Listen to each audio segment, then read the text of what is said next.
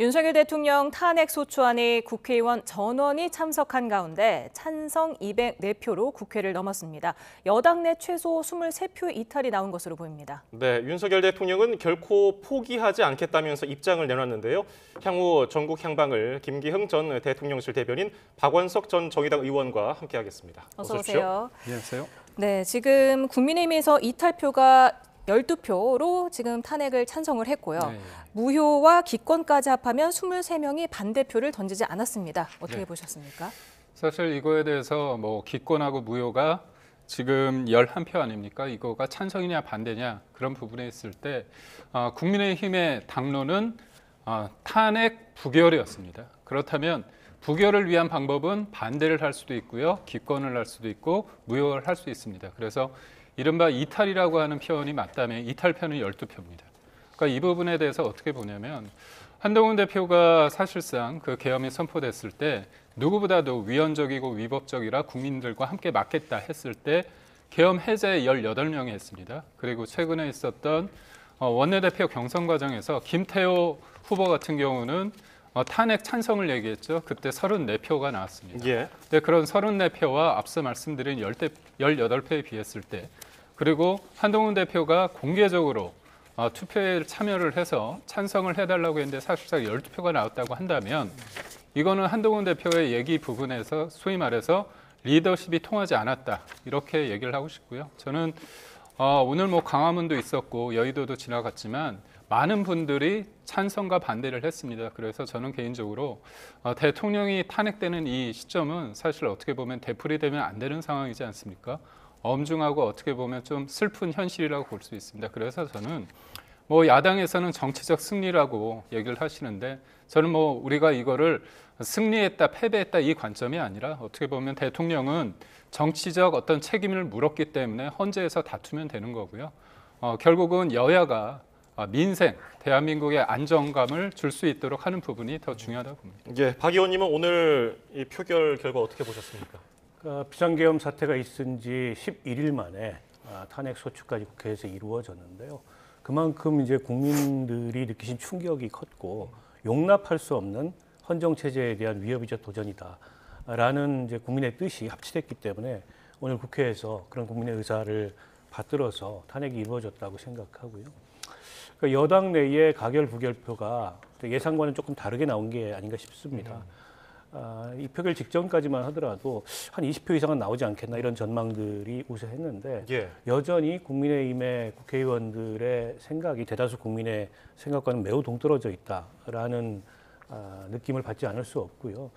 저는 지금 이런 상황에서도 국민의힘의 85명의 국회의원이 반대 의사를 표했다는 것은 이대로라면 이게 내란 동조정당이라는 오명에서 벗어나기가 어렵겠구나라는 생각이 들고 한동훈 대표가 그 계엄 선포 직후부터 위헌 위법적인 그런 계엄이기 때문에 국민과 함께 막겠다고 했지만 그 뒤에 한동훈 대표가 좀 오락가락하는 모습을 보이면서 당 안팎에서 리더십을 많이 잃은 것 같아요. 이른바 당내 친한계로 분류되는 의원들의 숫자도 어림잡아 20여 명이 넘는다고 하는데 그 20여 명조차도 탄핵에 찬성하지 않은 걸로 드러나서 리더십을 행사하기 굉장히 어려워졌고 조금 전에 속보를 보니까 이제 최고위원들이 사퇴해서 예. 사실상 한동훈 지도부 체제는 마감을 하고 비대위 체제로 전환이 될 텐데 여당이 어쨌든 이런 결과를 8년 만에 다시 받아들였는데 어떤 식으로 이 정치적 위기를 극복해야 될지 깊이 고민해야 될 때라고 봅니다. 네, 지금 말씀하신 대로 선출직 최고위원 전원이 지금 사퇴 의사를 밝혔습니다. 국민의힘 의원총회가 지금 진행 중인데요. 한동훈 대표는 사퇴를 안 하겠다고 했지만 이렇게 되면 저절로 한동훈 체제는 붕괴되는 거 비대위 체제로 가는 수순을 밟지 않겠습니까? 그러니까 선출직 최고위원 5명 중에서 4명이 사퇴를 하면 자연스럽게 그게 지도부가 해체되는 상황입니다. 그런 관점에서 저는 근데 한동훈 대표가 구체적으로 어떤 얘기를 했는지 저는 모릅니다. 다만 이 상황은 집권여당 대표로서 엄중하기 때문에 저는 책임을 좀 통감해야 된다고 봅니다. 그러니까 본인이 지금 계엄에 관련해서 누구보다도 굉장히 선명적인 어떤 메시지를 했다고 손치더라도 지금의 일련의 상황 속에서 대통령이 탄핵됐으면 그거는 제가 볼 때는 권성동 신임 원내대표가 자신의 어떤 거취를 일임한다고 했거든요. 그 정도의 입장은 좀 하고 같이 어떤 부분에 대해서 하고 의원총회든 아니면 당원들의 어떤 전당원 투표를 통해서 어떤 재신임을 받는 그런 과정을 거치면 좋은데 그런 얘기를 했습니다. 한동훈 대표가 책임이라는 측면을 얘기했을 때 내가 나가버리면 여기는 계엄 옹호 정당이 돼버린다 그런 얘기를 했습니다. 근데 저는 국민들이 바라볼 때 저와 생각이 좀 다를 수 있지만 계엄은 명시적으로 저도 반대합니다. 근데 이 전국을 풀어내는 방식에 있어서 유일한 답이 탄핵만이라고 저는 생각하지 않습니다. 왜냐하면 8년 전의 상황이 있지 않습니까? 그때 한꺼번에 그냥 휩쓸렸어요. 정권이 바뀌었지만 과연 진짜 나의 삶이 나아졌느냐, 대한민국이 좋아졌느냐, 아니면 진영이 고착화되면서 거리로 사람들이 쏟아져 나오면서 서로를 인정하는 게 악마화되지 않았습니까? 그래서 지금의 민주당에 있어서 대선 이후에 5개월 만에 탄핵을 외치고 대통령을 끌어내리고자 했던 1년의 상황이 쌓인 거죠. 물론 그럼에도 불구하고 대통령이 이런 계엄을 썼다는 부분에 대해서는 절대 동의할 수 없습니다. 그렇기 때문에 계엄과 탄핵의 어떤 간극이 있음에도 불구하고 이게 오로지 답이라고 생각하고 현실적으로 조기 대선이 됐을 때 누군가는 유리할 수 있는 상황, 이건 현실입니다. 그런 측면에서 봤을 때 오로지 탄핵만이 답이라고 하고 본인이 나가버리면 지금의 당은 계엄 동조 정당이 된다는 거는 제가 볼 때는 너무 나간 발언이다 이렇게 생각합니다. 예, 탄핵안이 가결된 이후에 한동훈 대표는 권성동 원내대표가 상당히 격앙됐고 한동훈 대표의 대표직 사퇴를 요구했다는 점을 밝혔거든요. 비대위 체제 전환 여부에서는 시간을 두고 보자고 했었는데 이거 어쩔 수 없이 그러면은 권성동 원내대표가 중심으로 향후 수습을 하게 될까요? 뭐 지금 권성동 원내대표마저 물러나게 되면 지도부 공백 사태가 오는데요. 권성동 원내대표가 어제 선출됐지 않습니까? 예. 그 선출의 배경은 이런 상황이 왔을 때 비대위 체제로 전환할 수 있다라는 걸 염두에 두고 저는 선출이 됐다고 봅니다. 아마도 이제 권성동 원내대표 중심으로 이후에 비대위 체제가 가지 않을까 이렇게 예상이 되는데 그 체제가 국민들이 보기에 얼마나 정당성을 인정받을까. 그러니까 지금 국민의힘의 의원들이나 국민의힘의 그 구성원들은 자기들만의 성에 빠져 있는 것 같아요. 그러니까 8년 전에 탄핵 트라우마를 얘기하는데 그거는 국민의 트라우마나 국민이 느끼는 무질서가 아니었습니다. 그 정당의 트라우마였고 그 정당의 무질서였고 당시에 휩쓸렸던 것은 탄핵이 됐음에도 불구하고 여전히 박근혜 전 대통령을 옹호하던 그런 친박들로 인해서 당이 분당되고 그러면서 휩쓸려서 국민들로부터 버림받았던 거거든요. 저는 지금도 마찬가지라고 봅니다. 이게 단순히 비상계엄 사태가 아니고 내란입니다. 총을 든 계엄군이 국회에 난입해서 국회의 정상적인 권한 행사를 마비시키려고 했고 그리고 그게 계획적이고 조직적으로 이루어졌다는 게 속속들이 지금 밝혀지고 있습니다. 대통령이 거듭 계엄군이 국회에 들어가서 국회의원들을 끌어내라라는 지시를 했다는 것까지 밝혀지고 있습니다. 이런 사태 앞에서도 여전히 당리당략에 기초해서 상대당의 어떤 후보에게 유리할 수 있기 때문에 정권이 넘어갈 수 있기 때문에 탄핵만 안 된다라고 얘기하는 것은 정말 국민의 뜻을 몰라도 너무 모르는 거고 국민의힘이라는 정당이 어떻게 보면 국민을 앞세우기보다 혹은 국민의 이익과 국가의 이익에 우선해서 이 활동을 하기보다 자신들의 이익에 집착해서 고집을 부리거나 이런 인상을 주기에 전 충분하다고 보고 그래서 국민의힘에서 의총을 통해서 향후 수습 방안을 논의할 텐데 작은 어떤 그 당내의 권력을 누가 가질 건가 이런 수습 방안을 놓고 논의를 한다면 정말 희망이 없는 정당이 되지 않을까 싶습니다. 앞서 국민의힘 원내대표 선거에서 김태원 의원을 찍은 34명이 혹시라도 탄핵 찬성으로 돌아서지 않을까 하는 예상도 있었는데 그것보다는 사실 이탈표가 적게 나왔습니다. 12표밖에 안 나왔는데 이런 상황에서 한동훈 대표가 차기 대선에 출마할 수 있을까요?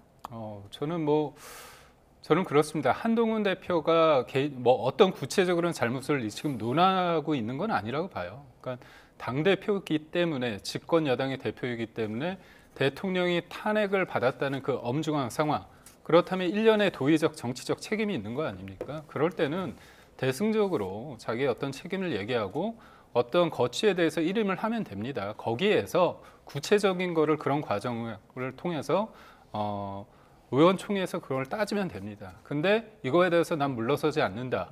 이거는 나는 괜찮다. 이렇게 한들 아주 솔직하게 제가 말씀드리겠습니다. 한동훈 대표하고 대통령의 사이 누가 부인할 수 있겠습니까? 물론 잘못에 대해서 비판을 할 수 있죠. 그리고 차별화할 수 있습니다. 그렇지만 그간의 상황에 대해서는 본인도 책임이 있는 거 아닙니까? 그런 측면에서 얘기를 하는 겁니다. 왜 여기에서 대승적으로 보지 못하고 내가 책임을 인정하면 쫓겨난다. 아니 남들 진정호 최고나 그다음에 장동혁 최고 같은 경우는 지금 사임을 했잖아요. 이걸 무너뜨리기 위한 방식이 아닙니다. 그리고 최근에 권성동 신임 원내대표가 인류한 최고를 만나서 사퇴하지 말라고 그런 얘기를 했다고 합니다. 그게 쇼인지 진정성이 있는지 모르겠지만 저는 이런 상황이 됐을 때 얼굴 듣기 좀 부끄러운 거 아닙니까? 그렇다면 당대표가 뭡니까? 대통령도 잘못하면 책임을 지는 거잖아요. 그렇죠? 정치적 책임을 탄핵이란 과정을 통해서 거친 거 아닙니까? 그렇다면 한동훈 대표가 만약에 대통령이 되고자 한다. 그렇다면 좀 크게 생각하셔야죠. 여기에서 당대표를 고집하는 게 아니라 내가 큰 틀에서 사고해서 내가 책임을 인정하고 그렇다면 그 다음에 기회가 있는 겁니다. 왜 이렇게 여기에 연연하는지 잘 모르겠습니다. 예, 잠시만요. 죄송합니다. 저희가 현장 좀 연결해 보겠습니다. 공고하게 생각합니다. 권성동 원내대표 탄핵을 찬성하는 발언입니다. 국민이나 탄핵을 반대하는 국민 모두 나라를 사랑하는 마음은 같습니다. 다만 그 방법이 다를 뿐입니다. 대한민국의 아픈 역사를 반복하게 돼서 정말 마음이 아픕니다. 탄핵 소추안이 가결되었기 때문에 지금부터는 헌법재판소의 시간입니다. 헌법과 법률이 정한 절차에 따라 공정한 결정이 이루어지기를 기대합니다.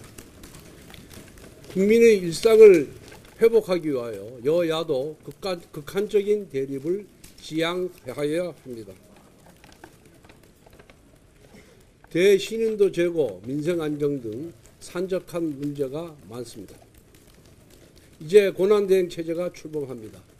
민주당은 장관 탄핵을 남발하거나 입법 독재로 국정을 마비시키는 일을 하지 말기를 바랍니다.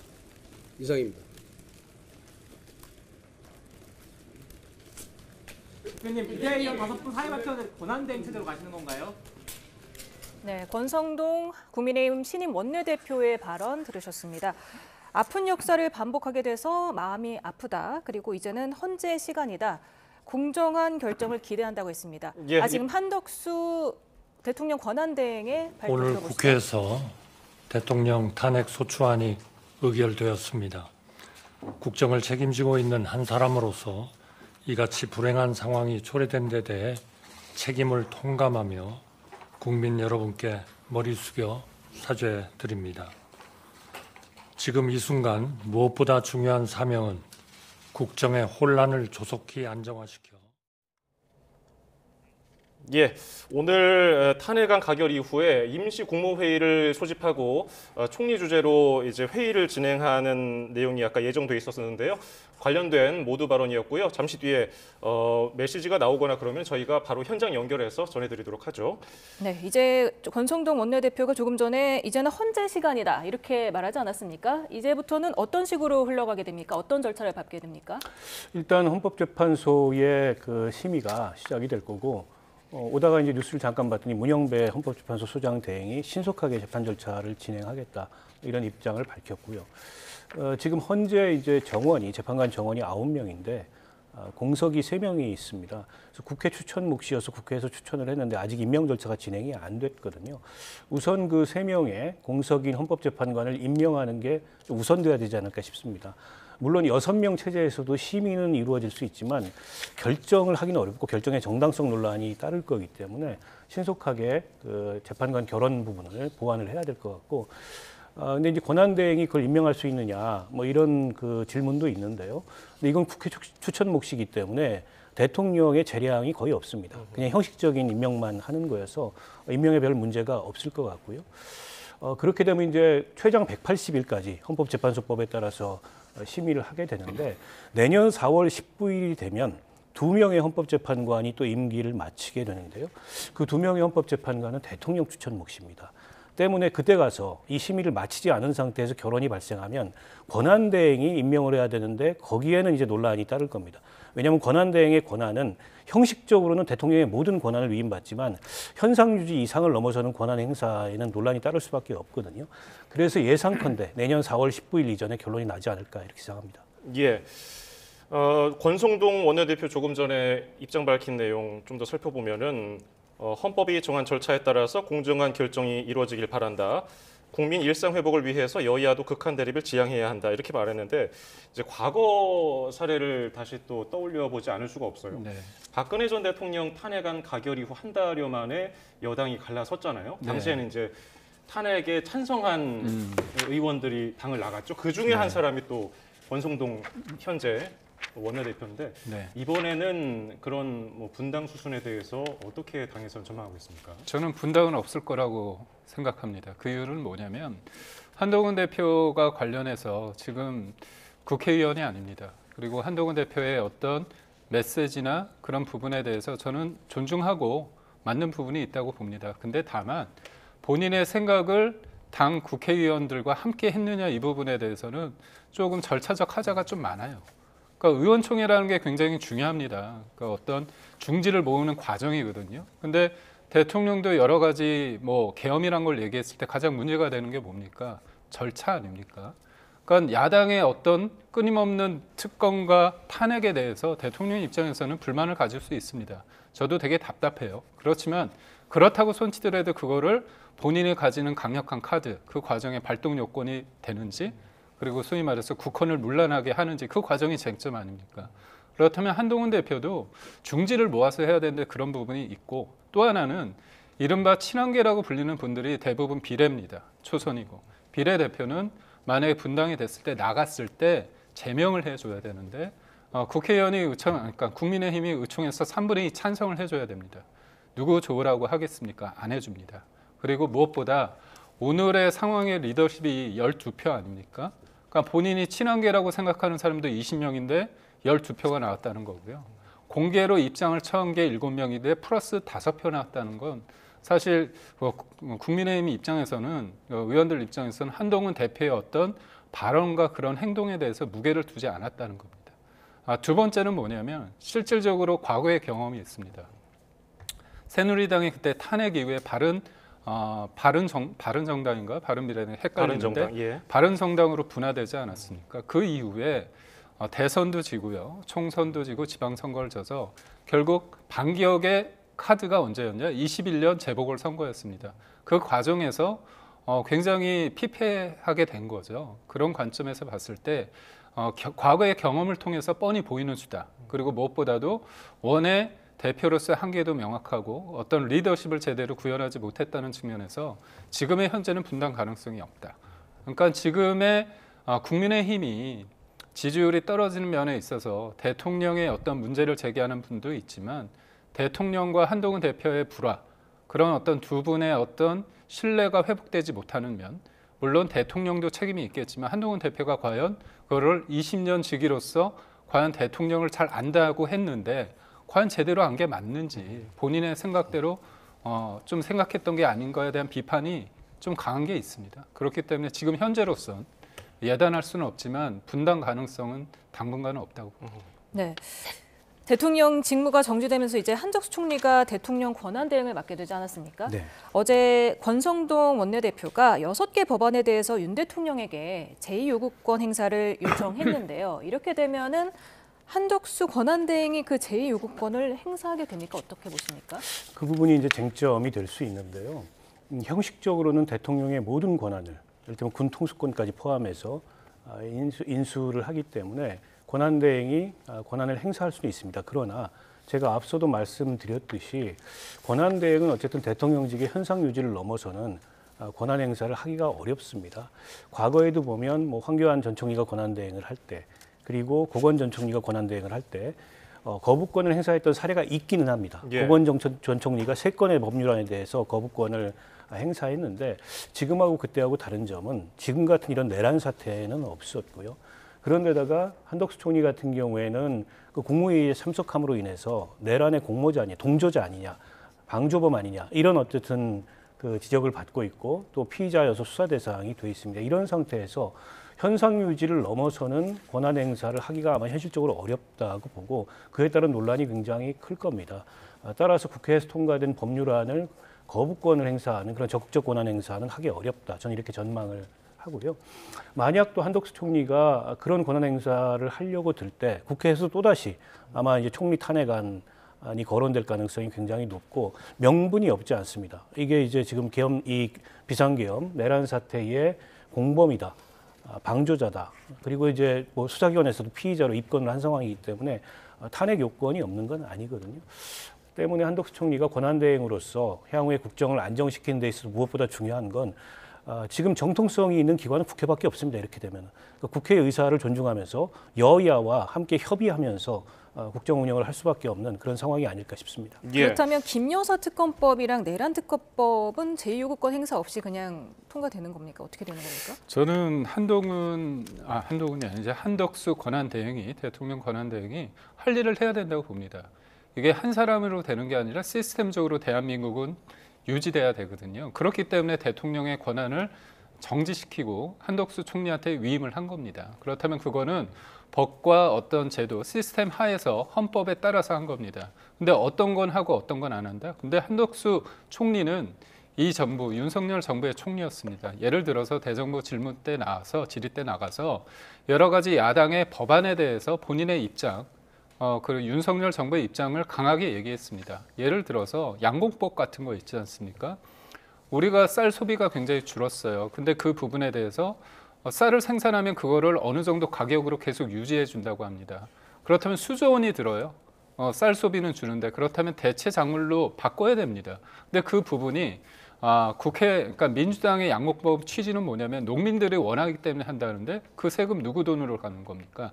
결국은 국가의 예산이나 아니면 한쪽에 편향된 의견의 법안에 대해서는 본인의 스탠스를 생각하고 본인 개인을 넘어서 윤석열 정부의 어떤 철학과 어떤 기조에 맞지 않는다면 반대 의견을 피력하는 게 저는 당연한 임무라고 봅니다. 예, 앞서서 박 의원님이 헌법재판소 재판관 얘기도 해주셨는데 네. 관련된 임명권에 대해서 뭐 갑론을박이 있어요. 그러니까 이런 거죠. 야당 입장에서는 그거는 또 해주길 바라는 거예요. 그렇지 않습니까? 지금 6명의 헌법재판관이 있습니다. 그렇다면 대통령, 윤석열 대통령의 어떤 추천이 한 분이 계시고요. 또 조희대 대법원장이 했던 한 분이 있습니다. 이른바 약간 보수 쪽으로 생각되는 분이 아닙니까? 그렇다면 6명은 무조건 6명이 다 찬성을 해야지 인용이 되는 겁니다. 근데 민주당 입장에서는 뒤늦게 추천을 하지 않았을까? 2명?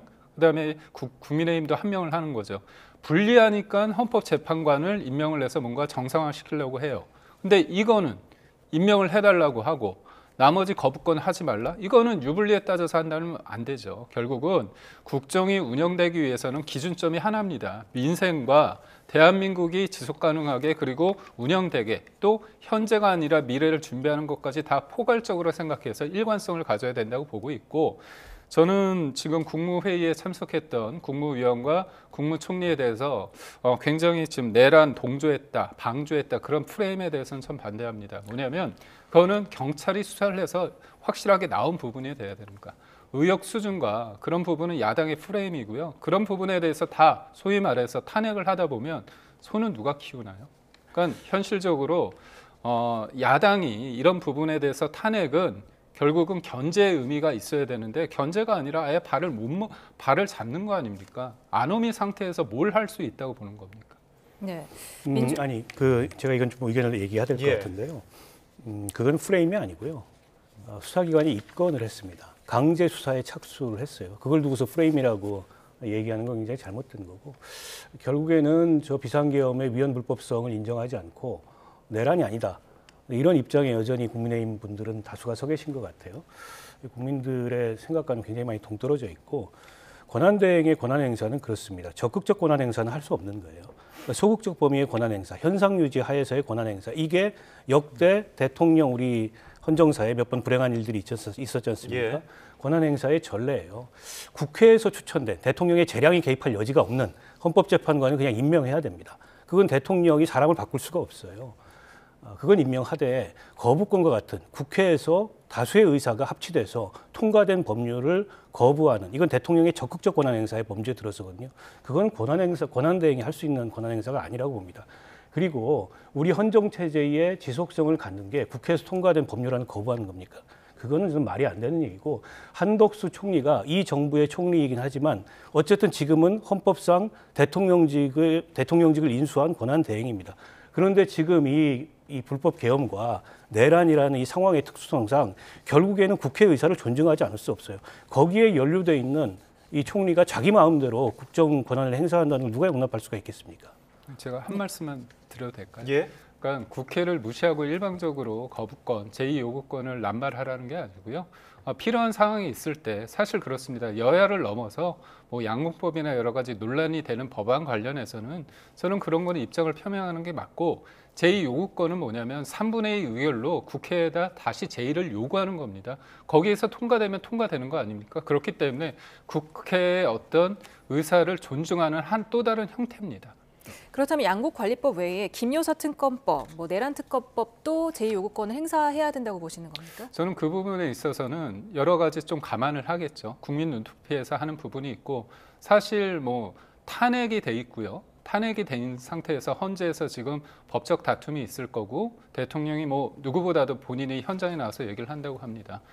그리고 저는 지금의 경찰, 지금의 검찰, 공수처, 상설특검 지금 4군데에서 열심히 하고 있습니다. 지금 대통령에 대해서 지금 많은 사람들이 대통령의 어떤 권한이 있어가지고 수사를 못한다고 생각할까요? 제가 볼 때는 과하게 할 거라고 생각합니다. 그래서 전 특검이 통과된다고 하더라도 특검이 수사할 만큼의 내용이 별로 없을 것 같아요. 그런 관점에서 볼 때 지금 상황에서 특검을 막는다 안 막는다? 그건 큰 의미는 없습니다. 예, 오늘 국회에서 탄핵소추안이 가결된 뒤에 대통령이 입장을 낼까 그 점도 궁금했었는데 포기하지 않겠다는 입장을 밝혔거든요. 저희가 관련된 목소리 듣고서 저희가 이야기 나눠보겠습니다. 이제 고되지만 행복했고 힘들었지만 보람찼던 그 여정을 잠시 멈추게 됐습니다. 그동안의 노력이 허사로 돌아가지 않을까 답답합니다. 저는 결코 포기하지 않겠습니다. 저를 향한 질책, 격려와 성원을 모두 마음에 품고 마지막 순간까지 국가를 위해 최선을 다하겠습니다. 대통령 권한 대행을 중심으로 모두가 힘을 모아서 국민의 안전과 행복을 지키는 데 최선을 다해 주시기 바랍니다. 네, 윤 대통령이 사실 그제 20분간 긴 담화를 냈기 때문에 오늘 또 대국민 담화를 할 것인가는 좀 의견이 분분했는데 어떻게 보셨습니까?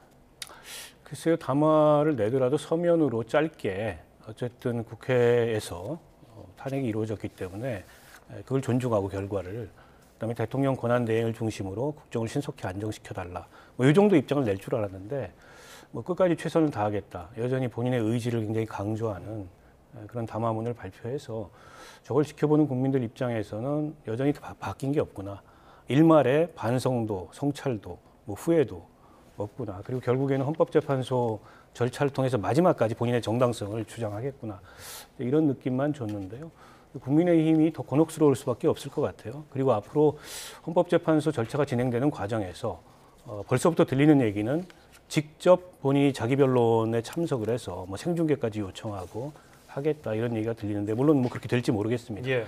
근데 이제 그런 상황이 국민들한테 고스란히 노출됐을 때 과연 이제 윤 대통령은 헌재 절차가 끝나면 그 즉시 끝날 수도 있겠지만 윤 대통령을 배출한 그 정당은 계속 선거를 치르고 국민의 지지를 받아야 되는데 굉장히 곤혹스러운 처지에 놓이지 않을까 싶어서 자연스럽게 대통령의 당적을 정리해야 되지 않느냐, 이런 얘기가 나오지 않을까 싶습니다.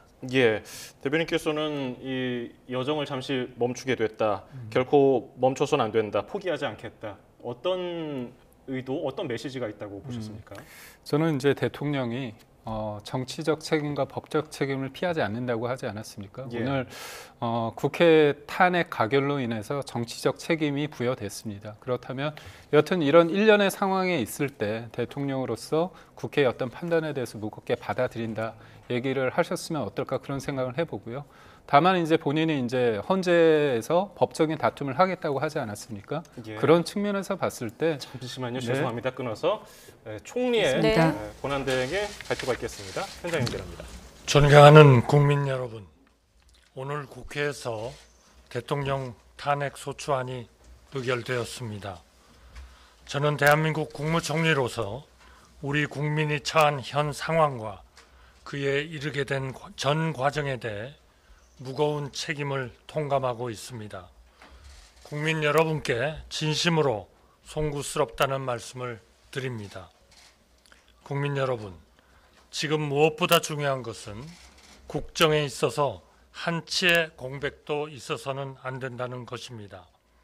지금 대한민국이 직면한 대내외적인 여건은 매우 어렵습니다. 경제와 통상 환경의 불확실성이 커지고 있습니다. 내수 부진으로 인한 서민들의 고통이 적지 않습니다. 경기 하방 위험 확대에 대한 우려도 커지고 있습니다. 정치 상황으로 인한 국민들의 불안과 우려도 매우 높습니다. 정부는 이러한 난관을 극복하고 국민 여러분의 일상에 미치는 영향을 최소화할 수 있도록 최선을 다하겠다는 말씀을 드립니다. 굳건한 안보 태세를 확립하고 대외 신뢰를 안정적으로 관리해 나가겠습니다. 한미, 한미일, 그리고 우리의 우방과의 신뢰를 유지하는 데 전 내각이 최선을 다하겠습니다. 비상경제 대응 체계를 강화하여 금융, 외환 시장이 원활하게 작동하도록 만전을 기하겠습니다. 치안 질서를 확립하고 취약계층을 위한 맞춤형 지원 방안을 마련하고 각종 재난에도 철저히 대비하겠습니다. 정부가 먼저 자세를 낮추고 국회와 긴밀히 소통하고 협조를 얻어 국제사회의 신뢰를 유지하고 국민 여러분들께서 안심하실 수 있도록 하겠습니다. 모든 공직자 여러분께도 간곡히 당부드립니다. 지금 이 순간 우리 앞에는 정상적이고 안정적인 국정 운영이라는 절체절명의 과제가 놓여 있습니다. 나라가 위기를 넘길 수 있도록 여러분과 제가 힘을 합쳐 수행해야 하는 중대한 소임입니다. 엄중한 상황인 만큼 각자의 자리에서 맡은 바 책임을 다해 주실 것을 믿고 있습니다. 흔들림 없는 정부 운영이 될 수 있도록 맡은 바 역할에 한치의 소홀함 없이 임해 주시기 바랍니다. 국민 여러분, 대한민국은 1997년 외환위기, 코로나19 팬데믹 등 많은 위기를 겪었지만 그때마다 더 강해져서 일어났습니다. 우리 국민은 단합된 힘과 슬기로 우리 앞의 어려움을 극복해 왔습니다. 많은 국민들의 헌신으로 민주주의가 헌법에 따라 굳건하게 작동하고 있으며 경제의 펀더멘털도 변함없이 견고합니다. 지금의 상황도 나라의 주인이신 국민 여러분의 성숙한 민주주의 의식과 정부의 책임 있는 대응을 통해 반드시 헤쳐나갈 수 있다고 믿습니다. 국가의 안위와 국민의 일상이 흔들리지 않도록 철저하게 헌법과 법률에 따라 안정된 국정 운영에 만전을 기하겠습니다. 그것이 제 긴 공직 생활의 마지막 소임이자 가장 중대한 임무라고 믿고 있습니다. 전력을 다하겠습니다. 감사합니다.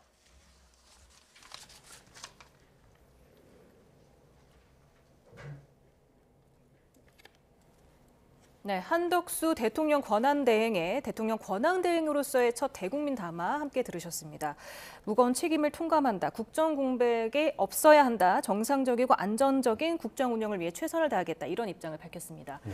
지금 대내외 경제 불확실성이 굉장히 크다라고 말을 해줬는데 오늘 탄핵안 가결로 조금 그 불확실성이 좀 어느 정도 해소됐다고 보십니까? 아니면 더 커졌다고 보십니까?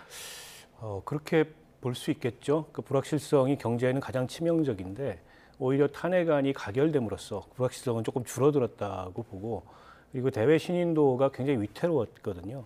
근데 어쨌든 지금 이 대통령 권한대행 체제가 들어서서 뭔가 안정적인 국정 운영을 해 나간다면 그 점에 있어서 조금씩 안정을 찾아나갈 수 있으리라고 보고요. 좀 다행인 점은 한덕수 이 권한대행이 공직 경험이 굉장히 많습니다. 총리도 지금 2번째 하는 거고 예.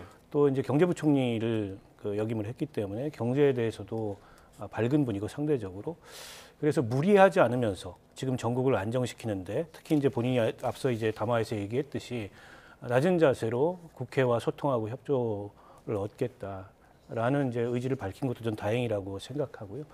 신속하게 어쨌든 지금 흐트러져 있는 여러 가지 문제들을 좀 정비하고 정리하는데 만전을 좀 기해 주셨으면 하는 바람입니다. 예, 한덕수 대통령 권한대행이 치안 질서 확립에 대한 부분도 얘기를 했거든요. 지금 안보 부분에서는 국방장관이 공석이고요. 치안 부분에서는 서울경찰청장 그리고 경찰수장인 경찰청장이 지금 구속된 상태인데 그 부분을 염두에 뒀다고 봐야 할까요? 그런 부분에 대해서 만약에 본인이 이제 권한대행으로서 임명권이 있지 않습니까? 그 부분에 대해서 만약에 한다면 이게 뭐 한두 달 끝나는 게 아니지 않습니까? 국정에 있어서 한치의 공백도 없어야 되는데 말씀하신 앵커께서 말씀하신 것처럼 치안의 수장이라고 할 수 있는 뭐 청장, 차장까지 지금 없는 상황이고 국방부 장관도 그렇고 그렇다면 저는 여야가 뭔가 합의를 하고 그다음 권한대행이 만나가지고 이런 필요한 어떤 자리에 있어서는 하면 어떨까 그런 부분을 생각합니다. 그리고 어차피 이게 인사청문회가 또 통과돼야 되지 않습니까? 그렇다면 뭐 거국 내각이란 건 너무 크게 뭐 큰 범주긴 하지만 야당이 추천하는 인사에 대해서 여당도 좀 받아들이고 그래서 이런 부분은 좀 같이 만들어가야 되는 거고 사실 그렇습니다. 이제 대통령이 어떤 헌재 판단을 통해서 기각이 될 수도 있고 인용이 될 수 있습니다. 뭐 조기 대선이 현실화될 수도 있는 부분이 있는데 그때 모든 것들이 지금은 비상이고 그때 새로운 리더십이 만들려고 생각하지 말고요. 지금도 권한대행 체제 속에서 지금의 문제점을 하나하나 풀어가면서 국정이 유지되고 대한민국이 지속 가능한 발전이 있고 민생이 되는 그런 과정에 있어서 저는 뭐 지금은 준비 기간이고 나중에 뭐 새롭게 된다기보다는 지금부터 문제를 해소하는 게 중요하다고 봅니다. 네, 아까 말씀드렸던 그 김여사 특검법이나 내란 특검법에 대해서 한덕수 권한대행이 제2구권을 만약에 발동하면 야당이 탄핵을 좀 발의할 수 있을까요? 그렇게 된다면 만약에 최상무 경제부총리 겸 기획재정부 장관이 그 권한대행을 좀 이어받게 되지 않습니까? 저는 뭐 그런 상황은 오지 않는 게 정국 안정을 위해서 더 바람직하다고 생각합니다. 한덕수 권한대행께서도 무리하지 않았으면 좋겠고요. 제가 누누이 말씀드렸듯이 어쨌든 지금 대통령 권한대행은 현상 유지가 목표입니다. 근데 무리하게 적극적 권한 행사인 거부권을 행사하게 되면 반드시 국회에서 충돌을 빚을 거고 국회 절대다수 의석을 지금 야당이 가지고 있는데 그 야당의 의사가 합치돼서 통과된 법안을 지금 권한대행이 거부권을 행사했을 시에 또다시 이제 이 전국이 불안정해질 수 있거든요. 그런 점을 저는 한덕수 권한대행이 오랜 공직 생활을 거쳤기 때문에 잘 알고 계시리라고 보고 지금 이제 비어있는 공석 중에 걱정이 되는 거는 치안의 총책임자인 경찰청장 그리고 국방부 장관입니다. 근데 그 두 자리가 전부 다 지금 내란의 그 주요 임무 종사자로 전임 장관이나 청장이 구속이 돼 있는 상황이기 때문에 후임을 임명하는 데 있어서도 매우 조심스럽고 신중을 기할 수밖에 없고 국회 의견을 충분히 들어서 국회 추천을 받아서 임명하는 게 바람직하지 않을까 싶습니다. 예, 민주당 의총에서는 한덕수 지금 권한대행에 대해서 탄핵에 대해서는 조금 신중한 스탠스로 좀 톤 다운을 한 것 같은데 어떻게 보세요? 뭐 현실적으로 타겟이 명확하지 않았습니까? 대통령에 대한 탄핵이 됐고 이게 탄핵에 대한 가결이 이루어졌기 때문에 그 사이에서 그 전에는 한덕수 총리나 아니면 국무위원회 탄핵이 대통령 탄핵을 위한 어떤 징검다리 수준이었다고 볼 수밖에 없거든요. 그리고 지금은 좀 차분해져야 됩니다. 여소야대 국면에서 지금은 국정의 한 축인 이재명 대표와 민주당이 굉장히 잘 하셔야 되거든요. 그러니까 대통령의 문제 제기를 위해서 여러 가지 의혹을 제기할 수 있지만 지금은 의혹이 아니라 책임 있는 한 축으로서의 어떤 정책이나 메시지를 내야 될 수밖에 없는 상황입니다. 그러니까 힘이라는 게 권력이라는 게 제어되지 않으면 그건 폭력입니다. 그러니까 제가 드리고 싶은 말씀은 뭐냐면 수권 정당을 생각하신다면 민심이 뭐고 중도가 생각하는 게 뭔지를 좀 생각하셔야 된다고 보고 이거는 제가 볼 때 이재명 대표가 대통령에 대한 욕심이 있기 때문에 예전 같이 그렇게 행동하지는 않을 거라고 저는 봅니다. 네, 지금 탄핵 소추로 직무 정지가 된 대통령에게는 어떤 권한이 좀 남게 됩니까? 권한은 없습니다. 직무가 정지됐기 때문에 아마 대통령으로서의 직을 유지하기 때문에 그에 따른 뭐 경호라든지 이런 것들은 계속 유지가 되지만 대통령 권한은 행사할 수 없고요. 헌법재판소 결과에 따라서 만약 헌재가 이 탄핵소추안을 기각한다면 대통령직에 복귀할 수 있지만 그걸 인용하게 되면 그 즉시 이제 파면이 이루어지는 거여서 그로부터 60일 이내에 차기 대통령 선출을 위한 대선을 치러야 되는 상황이고요. 그러니까 조기 대선이 사실상 뭐 가시권에 들어왔다고 봐야 할 것 같고 윤 대통령은 아까 이제 헌재에서 법적 다툼에 마지막까지 최선을 다하겠다고 얘기합니다만 어쨌든 국회에서 이 내란 사태에 대한 탄핵 소추권을 발동해서 탄핵 소추했는데 헌재가 그와 다른 결정을 하기 좀 어렵고 그리고 지금 또 한 축은 이제 수사입니다. 지금 검찰이나 경찰이나 굉장히 신속하게 수사를 진행하고 있는데 내란 사범으로 이미 국방부 장관이나 경찰청장이나 또 방첩사령관이나 체포하고 구속을 했고 그 구속영장에 보면 윤석열 대통령을 우두머리로 적시를 하고 있습니다. 이런 상황에서 윤 대통령에 대한 체포영장이나 구속영장이 신청이 되고 발부될 수도 있거든요. 그런 점을 감안했을 때 헌법재판소의 이 심사가 생각보다 그렇게 오래 걸리지 않을 수도 있다. 이런 관측들이 있습니다. 예, 앞서서 윤 대통령 오늘 가결 이후 메시지에 관해서 답변하시다가 중간에 좀 끊겼는데 포기하지 않겠다, 여정을 결코 멈춰서는 안 된다. 이게 결국은 헌재 가서 다퉈보겠다는 의미로 받아들여야 될까요? 네, 사실 지난주 이틀 전이죠. 12일 날 그때 대국민 담화를 보면 그런 표현을 할 수 있을 것 같습니다. 대통령이 정치적 법적 책임을 피하지 않는다고 얘기를 했는데 결국은 내가 끝까지 싸우겠다 그런 표현을 했습니다. 싸우겠다는 게 뭐 국민과 싸우겠다는 게 아니지 않습니까? 국민과 싸우겠다는 게 아니라 본인이 또 법률가 출신이기 때문에 본인이 불가피한 어떤 개헌 발동의 불가피함과 절박감을 얘기하지 않았습니까? 그렇다면 그거를 헌재 재판관의 그런 어떤 법적인 다툼을 통해서 한번 얘기를 하겠다 그런 측면이 있는 것 같고 그래서 혹자들은 그런 얘기를 하더라고요. 변론 요지서 같다. 본인이 앞으로 어떻게 하는지에 대한 어떤 방향성이 충분히 예측되는데 결국은 두 가지입니다. 계엄이란 것들은 뭐 전시나 사변이나 그런 거 플러스 국가 비상사태 아닙니까? 국가 비상사태라는 측면에서 봤을 때 지금의 야당이 그러니까 저는 이제 그 표현을 그렇게 씁니다. 우리가 가랑비에 옷 젖는다 그런 표현이 있지 않습니까? 그러니까 대통령이 되고 나서 야당이 5개월 만에 탄핵을 얘기하기 시작했고요. 우리가 다 알지 않습니까?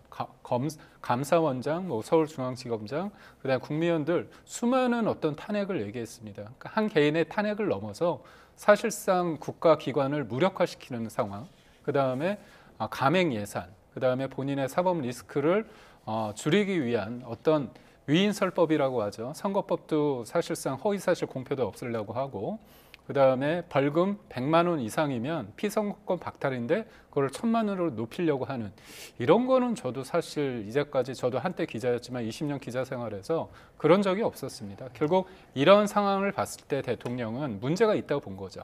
근데 다만 그런 것들을 해결하는 과정이 계엄이라는 측면에서 불가피한가? 저는 개인적으로 동의는 안 하지만 대통령이 불가피하다는 그런 것들이 헌재에서 어떻게 받아들일지 그리고 또 하나는 결국은 헌법기관을 국헌을 문랑케 한다는 게 결국은 국회나 선관위를 무력화시키는 거 아닙니까? 본인은 예전과의 어떤 계엄은 다르다. 일종의 경고 차원이었다 얘기하지만 우리 박 의원님께서 말씀하신 것처럼 현장에 있던 지휘관들은 싹 다 잡아들여라. 이참에 정리하자. 문 부수고 들어가서 끌어내려. 이런 얘기를 또 대통령한테 들었다는 거 아닙니까? 그렇다면 그 진실이 대통령의 생각과 대통령의 입장과 현장에서 있었던 사람들의 진실이 과연 어디 있는지 그게 헌재에서 좀 다퉈질 것이라고 봅니다. 네. 탄핵 심판 전후로 윤 대통령이 기소돼서 재판이 넘겨질 가능성에 대해서 좀 여쭤보고 싶고 이럴 경우에는 윤 대통령이 헌법재판소에 심리정지를 요청하게 되면 또 헌재에서 그 정지 여부를 고민해서 판단을 내리게 되지 않습니까? 헌법재판소법에 그런 규정이 있습니다. 동일한 사건으로 탄핵에서 헌법심사를 받는데 그로 인해서 형사상 기소가 소추가 됐을 경우에 헌재 심리를 중단시켜달라고 요청을 할 수 있는데 그건 이제 헌법재판소의 재량사항입니다.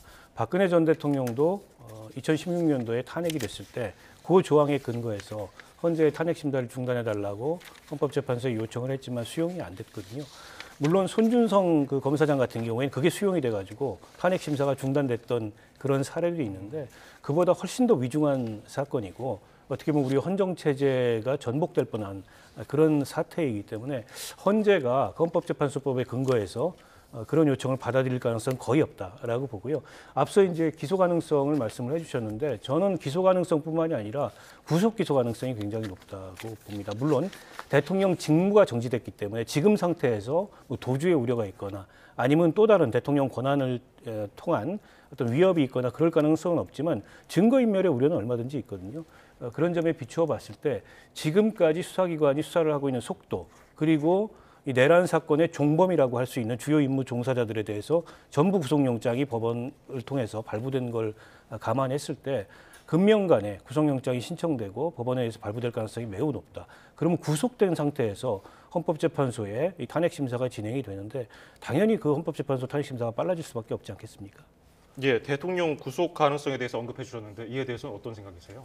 사실 뭐 그거는 좀 검찰의 수사가 그다음에 공수처의 수사가 경찰의 수사가 구속이 될 만한 사유를 구체적으로 증명해야 되는 게 있습니다. 뭐 법원에서 영장을 발부해야 되는데 발부가 어떤 범죄의 혐의가 중대성이 있어서 할 수도 있지만 어떻게 보면 그 도주의 우려나 그다음에 또 증거 인멸의 가능성인데 도주 우려는 사실상 없다고 보고요.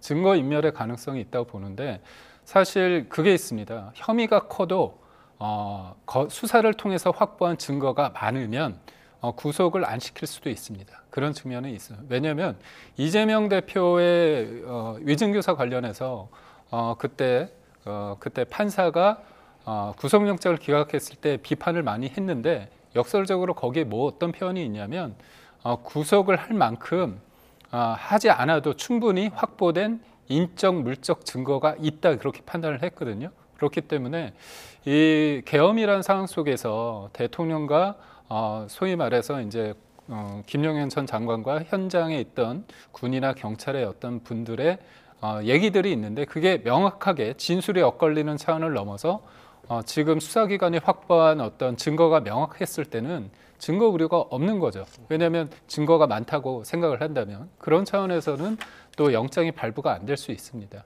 그래서 결국은 저는 지금 수사기관들이 굉장히 경쟁적으로 하기 때문에 저는 좀 선정적이란 표현은 그렇고요. 좀 너무 앞서간 편이 있다고 봅니다. 그런 관점에서 긴급 체포, 그다음에 여러 가지를 조금 언론한테 내보이는 측면이 없지 않아 있는데 지금은 정치적인 어떤 책임을 지우고 헌재로 넘어간 만큼 어떻게 보면 좀 차분하게 증거를 가지고 전 했으면 좋겠습니다. 긴급 체포의 필요성은 많이 줄어들었다고 봐요. 대통령 직무가 정지되기 때문에 예. 긴급 체포를 해야 될 만한 위험이 줄어서 긴급 체포의 필요성은 줄어들었는데 근데 이제 내란이라는 범죄의 중대성에 비추어 봤을 때 구속 수사가 원칙입니다. 그런데다가 종범들이 전부 구속이 되고 있습니다.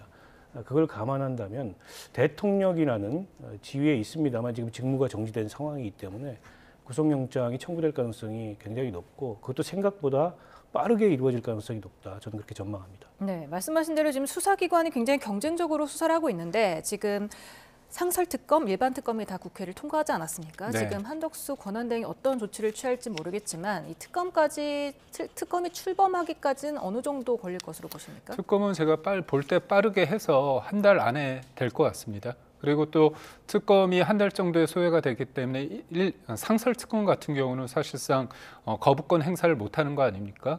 결의안 수준이고 또 결의안 부분에 실제로 보면 국회의 어떤 규칙을 보면 여야 합의로 해서 4인 추천을 하는 게 있었습니다. 그래서 여당목 2명, 야당목 2명이었는데 그거를 거침없이 국회 규칙을 바꿨습니다. 뭐 제가 볼 때는 민주당이 굉장히 치밀한데요. 여서야대 국면에서 굉장히 법사위도 그렇고 운영위도 야당이 가져갔습니다. 원래는 국회의장을 가져가면 법사위는 상대 당에 주게 돼 있는데요.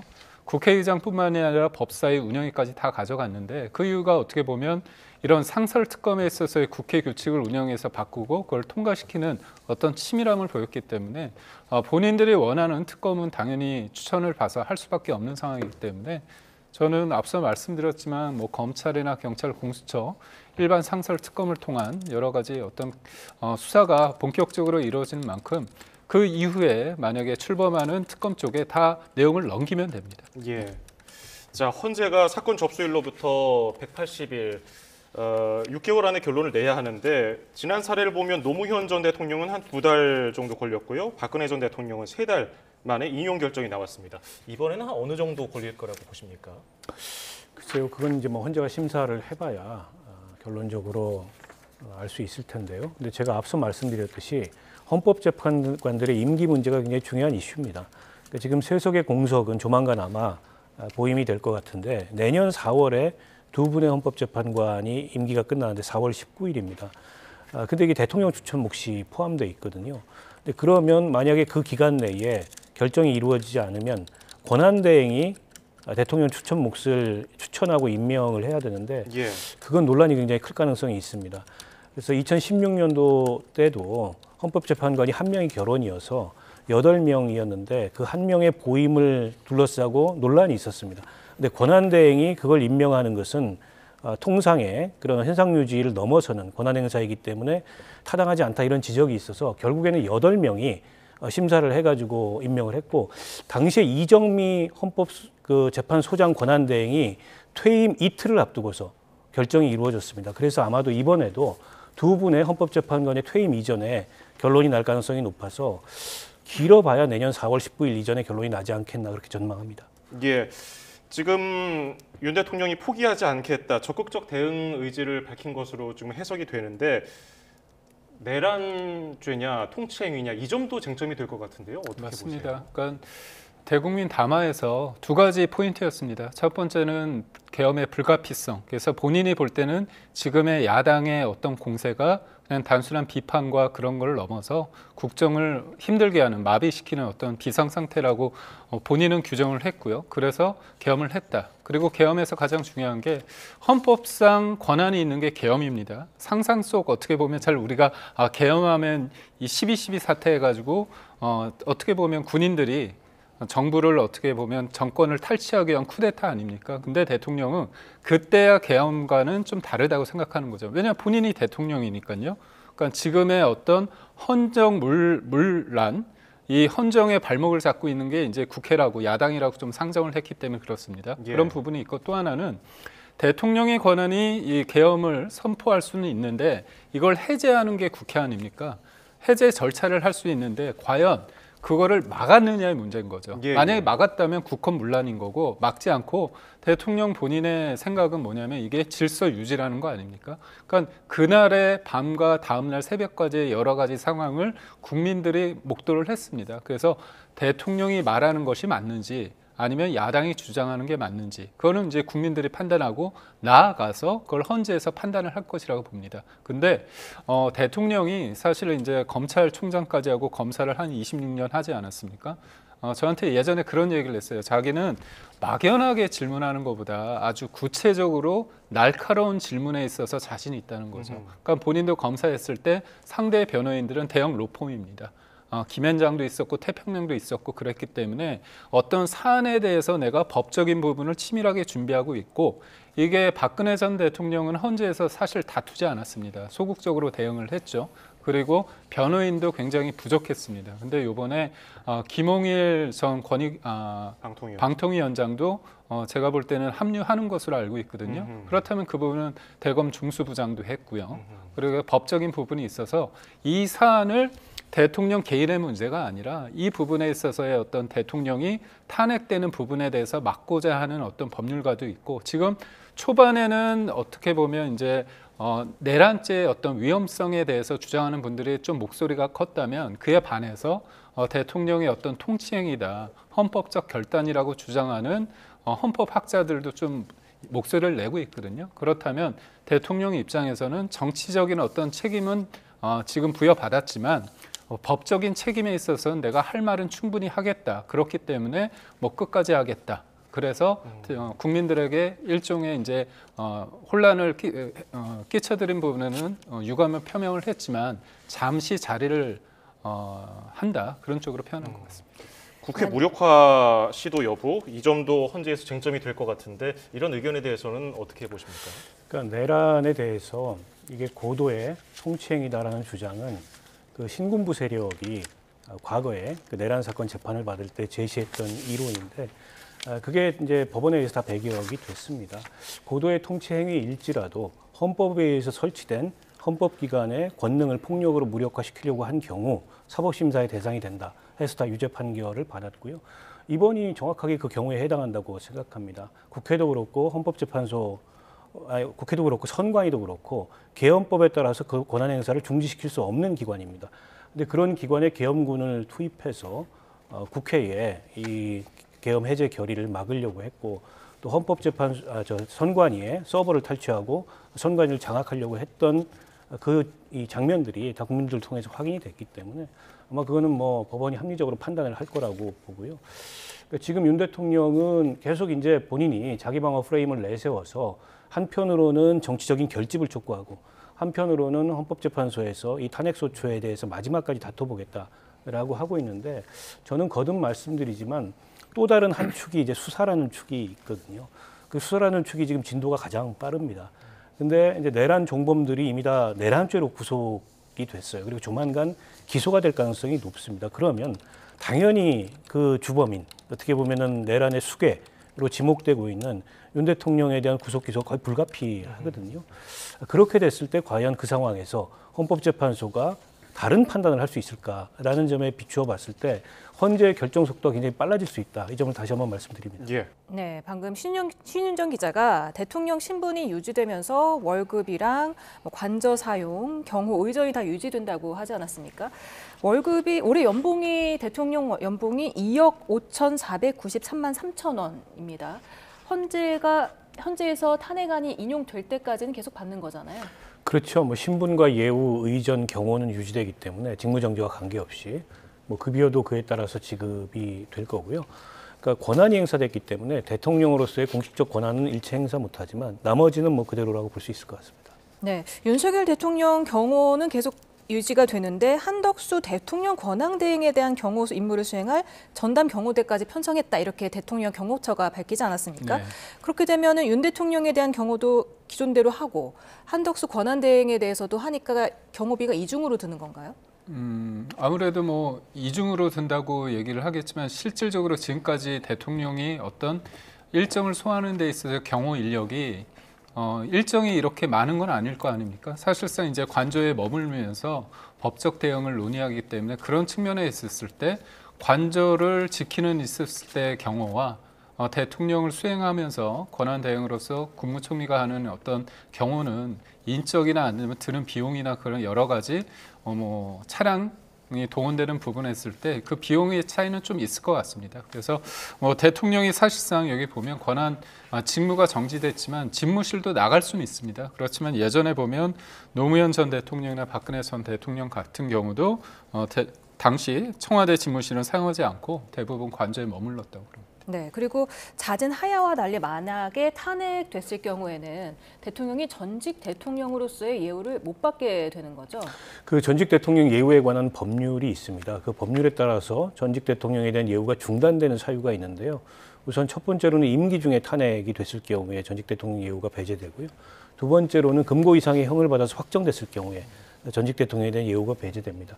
지금 생존해 있는 전직 대통령 경우에 문재인 대통령은 전직 대통령 예우에 관한 법률에 따라서 예우를 받고 있는데 박근혜 전 대통령은 임기 중에 탄핵이 됐고 그리고 이명박 전 대통령은 금고 이상의 형을 받아서 그게 확정이 됐기 때문에 예우에서 배제되는 그리고 과거로 거슬러 올라가면 전두환, 노태우 이 두 전직 대통령도 마찬가지로 이 금고 이상의 형을 받아서 형이 확정됐기 때문에 예우가 배제됐던 그런 경우에 해당합니다. 예.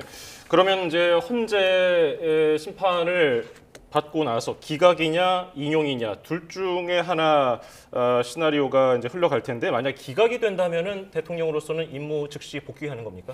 예, 기각이 되면 그 즉시 임무에 복귀하는 거고요. 과거에 이제 노무현 전 대통령 같은 경우에 67일 만에 헌재에서 이 탄핵안이 기각됨으로써 그 즉시 직무에 복귀했던 전례가 있거든요. 예. 마찬가지로 이번에도 헌재가 소추안을 기각한다면 바로 그 시간부로 대통령직에 복귀하게 됩니다. 지금 만약에 헌재가 탄핵을 인용하게 되면 정치권은 조기 대선 국면으로 접어들지 않겠습니까? 네. 이재명 대표의 사법 일정이 좀 변수가 될 것으로 보이는데 어떻습니까? 사실 이재명 대표가 본인은 이제 국민을 내세우면서 민주주의의 어떤 얘기를 많이 거창하게 하지만 현실적으로 볼 때 본인이 이제까지 탄핵을 좀 남발하면서 대통령을 끌어내리고자 했던 이유는 다 아는 거 아닙니까? 본인의 사법 리스크고 1심에서 유죄를 받았습니다. 2심이 633 공직선거법에 의하면 내년 2, 3월에는 나와야 되는 거 아닙니까? 결국은 이재명 대표가 오늘 얘기를 했죠. 1차전 승리를 했다. 그 국민께 감사한 얘기를 하겠지만 굉장히 본인은 사법 리스크에서 굉장히 목이 조여왔는데 숨이 트였죠. 얼굴 표정 관리를 하고 있을 겁니다. 애써 이제 침착한 척 할 텐데 문제는 저는 그렇습니다. 이게 예전에 침대 축구라는 게 있었어요. 중동전은 우리나라 대한민국 축구를 할 때 중동에 있는 나라들이 이기고 있으면 계속 엎어졌습니다. 예. 막 엄살을 피웠죠. 그런데 지금 침대 축구 안 합니다. 왜 그런지 아십니까? 인저리 타임이라고 해서 누워있는 시간을 정확히 재가지고 그거를 추가 시간을 주는 겁니다. 저는 저는 대통령에 대해서 정치적 책임을 물어서 탄핵을 가결시켰습니다. 헌재에서 인용이 될 수도 있고 기각이 될 수 있어요. 이건 사법 시스템으로 가는 겁니다. 그렇다면 이거는 지금의 분노는 대통령대에 있지만 사법 리스크가 없어지는 게 아닙니다. 이재명 대표. 그렇다면 정확하게 633 원칙을 해야겠죠. 근데 지금 어떻게 하고 있습니까? 변호인 선임 안 하고 있죠. 그거 관련해 가지고 관련 서류 수용하지 않고 있습니다. 침대 축구 하려고 해요. 그렇다면 저는 떳떳하다면 저는 이재명 대표가 대권 욕심이 있고 떳떳하다면 이러고 얘기하면 좋겠어요. 나는 사법 리스크, 나는 무죄를 단언한다. 그렇다면 내가 어정쩡하게 이런 사법 리스크가 있는 상황에서 대통령 페어아진 상황에서 내가 대통령이 된다면 사람들은 거리로 나갈 겁니다. 그러면 한 사람의 대통령 리더십이 만들어지는 게 아니라 불행이 시작이고 계속 거리에서 정치를 하는 겁니다. 그건 안 되지 않습니까? 민주주의를 통해서 선거라는 과정을 통해서 우리는 안정을 하고 뭔가 새로운 리더십을 만들어야 되는데 계속 발목이 잡혀있는 형국이에요. 그렇기 때문에 저는 이재명 대표가 차분하게 본인의 사법 리스크에 대해서 예측 가능하게 내가 당당하게 2심 3월 달에 해줘라. 내가 그리고 이걸 깔끔하게 해소했을 때 내가 조기 대선 얘기할 수 있는 거 아닙니까? 그런 당당함을 한번 기대해 봅니다. 예, 시간끈은 침대 축구에 비유를 해주셨는데 어떻게 들으셨습니까? 원론적으로 얘기하면 탄핵은 탄핵이고 재판은 재판입니다. 탄핵이라는 어떤 그 대통령에 대한 정치적 파면 절차가 진행된다고 해서 야당 대표에 대한 재판이 중단되거나 멈추는 것은 아니고 자칫 그게 지연될 경우에 또 사법부가 오해를 받을 수 있거든요. 아마 저는 원칙대로 할 거라고 보고 지금 이제 얘기가 나오고 있는 이재명 대표가 변호인을 선임 안 한다. 그리고 소송 서류를 수령하지 않음으로 인해서 재판이 지연된다. 글쎄 그게 어떻게 보면은 좀 제1야당 대표로서 당당하지 못한 모습 아니냐 이런 지적은 할 수 있다고 봅니다. 그러나 변호인들 얘기를 들어보면 형사재판에서 흔히 있는 그런 일종의 이제 뭐랄까요 재판 전술이라 그럴까요 그런 범주 내에 있는 거기 때문에 그게 위법하거나 뭐 절차를 어기거나 이런 게 아니라면 뭐 그걸 가지고 절차적으로 문제를 삼을 수는 없는 건데 근데 그것도 뭐 영원히 회피할 수는 없는 거거든요. 소송 서류는 언젠간 전달이 될 거고 변호인도 선임을 안 할 수가 없는 거고 그러면 이제 재판 절차가 개시가 될 텐데 이제 국민의힘에서는 그동안에 탄핵 불가 사유로 계속 얘기했던 게 이렇게 되면 권력이 이재명 대표한테 넘어간다. 사법 리스크를 받고 있고 범죄 혐의를 받고 있는 사람에게 권력을 넘겨줄 수 없기 때문에 탄핵에 동의할 수 없다. 근데 탄핵은 탄핵 사유 그 자체를 두고서 판단을 해야 되는 거지 상대당이나 그 상대당의 후보에게 권력이 넘어갈까 봐 대통령이 중대한 잘못을 저질렀음에도 불구하고 탄핵을 못한다는 것은 뭐 논리적으로나 현실적으로나 납득하기 어려운 그런 주장이었다고 보고요. 그조차 국민이 선택하는 겁니다. 이제 국민이 윤 대통령에 대한 탄핵 절차가 마무리됐기 때문에 지금 이 상황에서 이재명 대표의 사법 리스크를 어떻게 볼 건가. 그리고 이재명 대표의 그 사법 리스크가 만약 현실화된다면 그에 대해서도 어떻게 판단할 건가. 이건 아직 조기 대선이 확정된 상황도 아니고 조기 대선이 확정된다 하더라도 국민이 판단할 문제지 국민의힘에서 그걸 사유를 들어서 뭐 이것도 피하고 저것도 피한다고 해서 지금 뭐 그러면 그 윤 대통령이 저지른 잘못이나 또 국민의힘이 지적받고 있는 그런 잘못이나 이게 사해지는 건 아니거든요. 그래서 저는 자꾸 이제 상대당 핑계를 댈 문제는 아니라고 보고요. 대통령의 잘못은 대통령의 잘못이고 또 야당 대표가 책임져야 될 몫은 야당 대표의 책임이라고 생각합니다. 네, 만약에 조기 대선이 확정이 돼서 이재명 대표가 대통령이 당선이 된다면 그 이후의 재판은 어떻게 되는 겁니까? 그거가 헌법 84조인가요? 제가 좀 헷갈리긴 하는데 대통령은 임기 중 탄핵 소추되지 않은데 내란과 외환 제외하는 거 아닙니까? 근데 문제는 여기에서 탄핵 소추되지 않는다, 기소되지 않는다는 게 대통령 임기 중에 있는 범죄거든요. 예. 근데 이재명 대표는 대통령이 되기 전에 수많은 지금 혐의로 재판을 받고 있지 않습니까? 그렇다면 이건 논란이 돼요. 더더욱 논란이 됩니다. 그러면 대통령이 됐어요. 근데 이거 가지고 계속 싸울 거 아닙니까? 이거에 대해서 명시적으로 제가 볼 때는 사법부, 대법원, 법원 행정처나 대법원장이 이 부분에 대해서는 가름말을 타줘야 됩니다. 그러니까 저는 지금의 사법의 시계는 헌재의 시계, 그 다음에 사법부의 시계가 똑같이 가야 됩니다. 근데 사실 지금 민주당의 전략은 뭐냐면 헌재는 굉장히 짧게 되길 원하고 본인들의 시계는 굉장히 느려지길 원하는 거 아닙니까? 저는 최소한 항소심이 2심에서 유죄가 된다면 지금의 민주당 내에 있는 지금 이른바 친명 세력과 비명 세력 간의 어떤 그게 좀 달라질 수 있다고 봐요. 왜냐하면 2심에서 유죄 나오면 최종심에서 무죄 나올 가능성이 별로 없다고 보는 게 맞습니다. 법률심이기 때문에 그런 측면에서 유권자들이 볼 때 이건 문제가 있다고 볼 수밖에 없거든요. 그렇다면 비명계 입장에서는 본인들이 지금 하고 싶은 얘기를 좀 더 할 수 있다. 그런 측면에서 봤을 때는 조기 대선의 어떤 그 기간이 그러니까 좀 늘어진다고 한다면 저는 개헌의 요구도 조금 본물 터질 수 있다 이렇게 봅니다. 예. 그러면 지금 대통령 헌재 탄핵 심판과 이재명 대표 공직선거법 선거와 무엇이 먼저 끝날까? 이것도 관심사거든요. 어떻게 전망하세요? 글쎄요, 그게 뭐가 먼저 끝날지를 예측하기는 어렵고요. 어쨌든 두 개는 별개의 일입니다. 헌법재판소는 헌법재판소의 일을 하면 되고 또 이재명 대표의 그 항고심 재판을 맡은 재판부는 재판부의 일을 하면 된다고 보고요. 그런데 아마 민주당이나 이재명 대표 측에서는 최대한 재판을 지연하기 위해서 이 가용 가능한 모든 방법을 동원하겠죠. 그걸 뭐 정치적으로 비난할 수는 있겠지만 그게 법적으로 뭐 불법적이거나 위법적인 수단을 동원해서 하는 게 아니기 때문에 그걸 하는 걸 두고 또 뭐라고 시비를 걸기는 어려운 측면도 있고요. 그 앞서 얘기하셨던 만약 이재명 대표가 조기 대선을 거쳐서 대통령에 당선이 되면 지금 진행 중인 재판이 어떻게 되냐. 이게 굉장한 논란을 부를 수가 있습니다. 예. 대통령은 임기 중에 내란 외환의 죄를 제외하고는 형사상에 소추되지 않는 불소추 특권이 있는데 기존에 진행 중이던 재판에 여기 해당하느냐 해당하지 않느냐. 근데 명시적 규정이 없거든요. 예. 결국엔 이거 해석의 문제일 텐데 그 해석을 둘러싸고 엄청난 논란이 될 수 있습니다. 그리고 아직 뭐 대선이 끝나지도 않았고 결과가 나오지도 않았는데 사법부가 이에 대해서 미리 유권 해석을 내리기도 어려워요. 그때 닥쳐서 그러면은 이게 논란이 됐을 때 해석을 내리게 될 텐데 현실적으로 보면 대통령이 당선된 사람의 기존 재판을 계속 진행해가지고 대통령 선거를 무효로 만들 수 있을까요? 그거 엄청난 혼란이 야기될 거여서 만약 조기 대선을 통해서 대통령이 당선이 되면 아마 임기 이후로 그 재판이 모두 중단되는 게 현실적으로 가능성이 높지 않을까 저는 그렇게 예상합니다. 네. 제가 한 말씀 드려도 될까요?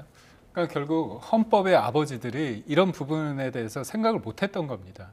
이재명 대표처럼 이렇게 혐의가 많은 분이 과연 후보로 될 수 있을까? 왜냐 이거는 민주당의 당원을 보면 원래 기소가 되면 직무 정지되는 거에 있었습니다. 근데 이재명 대표가 민주당의 아버지로서 그걸 딱 없애지 않았습니까? 결국 당내에서도 이런 문제가 있을 때 직무 정지를 했는데 이런 후보, 그러니까 저는 그래요. 검찰 독재이기 때문에 모든 혐의를 다 소설로 만들어서 덧씌웠다고 보지 않습니다. 대장동 버스는 누가 띄웠냐? 누가 운행을 시켰냐? 그거는 이낙연 캠프 쪽에서 한 거 아닙니까? 그런 측면에 있을 때 한두 건도 아니고 여러 가지가 리스크 있는 사람이 대통령이 되는 과정에 있어서 2심이 결과가 안 나오고 3심도 안 나왔을 때 그거에 대해서 어떤 판단의 기준이 모호하게 됐을 때 과연 그거를 납득이 가능한 상황이냐. 이거는 저는 그래요. 대통령에 대한 헌재 판단에 대한 그건 진행하면 되고 그냥 자연스럽게 항소심 나오면 됩니다. 아니 뭐 1심도 2년 2개월까지 했는데 이것도 뭐 몇 년 한다고 하면 그거를 누가 받아들이겠습니까? 궁금해지는 게요. 만약에 그 조기 대선이 확정이 되고 공직선거법 징역형이 확정되는 날이 만약에 대선 당일이라던가 아니면 전날이라든가 이렇게 되면은 민주당에서는 어떻게 해야 되는 겁니까? 근데 지금 다른 후보를 보면 낼 수 있나요? 만약에 전날이면? 공직선거법이 원칙대로 하면 1심은 6개월, 또 항고심, 상고심은 3개월 각각 이렇게 해서 1년 이내에 끝내도록 돼 있는데 이게 이제 꼭 지켜지는 건 아닙니다. 이게 안 지켜지는 경우도 있고 이재명 대표 같은 경우에도 안 지켜졌어요. 2년을 넘게 1심 재판을 끌어서 지금 법원에서는 어쨌든 항고심이나 상고심은 원칙대로 3개월 내에 끝내야 된다. 이 원칙을 갖고 있는데 이런 지금 정치적 상황이 하나의 변수가 될 수밖에 없을 것 같고요.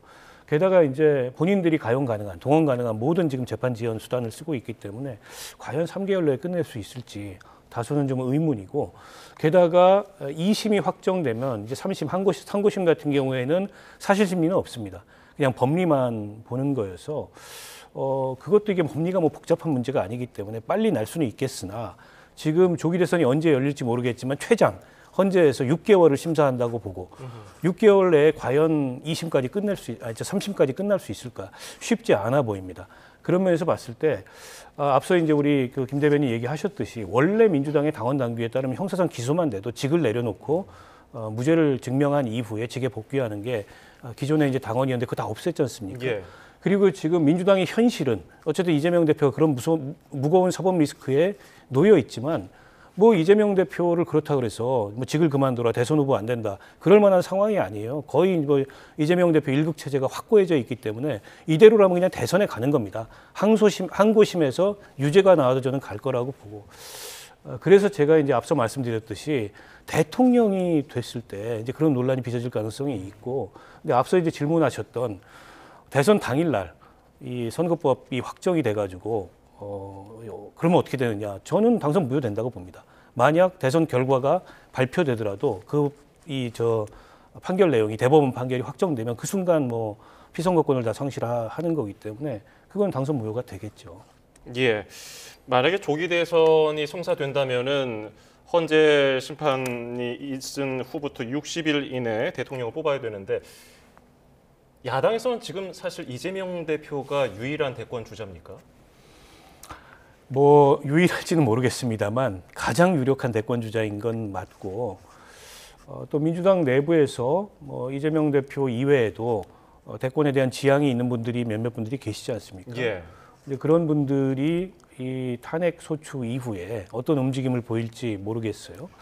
근데 이재명 대표 사법 리스크가 조기에 현실화될 가능성이 높았다면 그러면 아마 지난번에 이제 위증교사죄에서도 뭐 유죄를 받거나 이랬으면 그 움직임이 빨라졌을 텐데 지금 뭐 그런 움직임이 그렇게 조기에 가시화되거나 빨라질 것 같지는 않습니다. 물론 그렇다 그래서 뭐 경선도 없이 추대하는 이런 분위기는 아닐 거고 어떤 형태로든지 경쟁이 일어나겠지만 다른 변수가 없는 한 이대로 간다면 조기 대선이 가시화되고 이대로 간다면 민주당 대선 후보는 이재명 대표가 될 가능성이 매우 높지요. 지금 이제 국민의힘이 사실은 더 걱정이지 않습니까? 국민의힘은 이제 또다시 대통령이 탄핵이 됐는데 8년 전에 대통령이 탄핵된 데 이어서 그러면 국민의힘이 근래에 선출했던 대통령 2사람이 연속 탄핵이 되고 이명박 대통령까지 거슬러 올라가면 3명의 대통령이 사법 처리를 받았거나 사법 처리를 받게 돼 있는 상황에서 과연 그 정당이 대선 후보를 낼 수 있을까? 내지는 그 정당을 국민들이 얼마나 인정할까? 이런 게 어떻게 보면은 국민의힘이 더 험난한 앞길이 되지 않을까 싶습니다.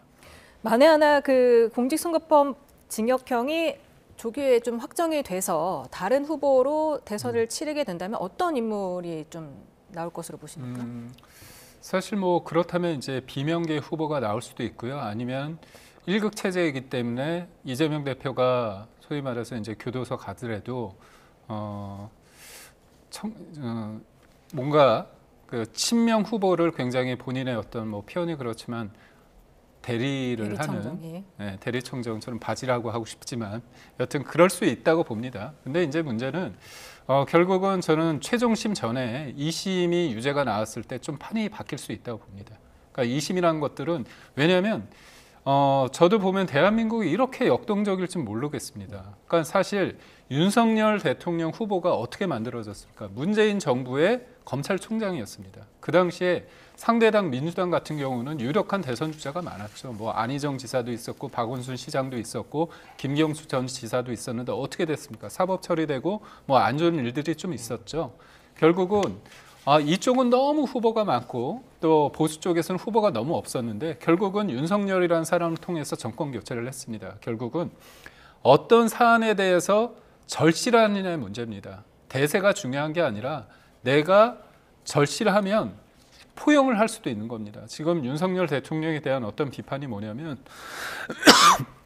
죄송합니다. 선거를 위해서는 되게 확장을 하지 않았습니까? 근데 집권을 하고 나서는 본인들이 선거에 같이 했던 사람들이 다 잘려졌습니다.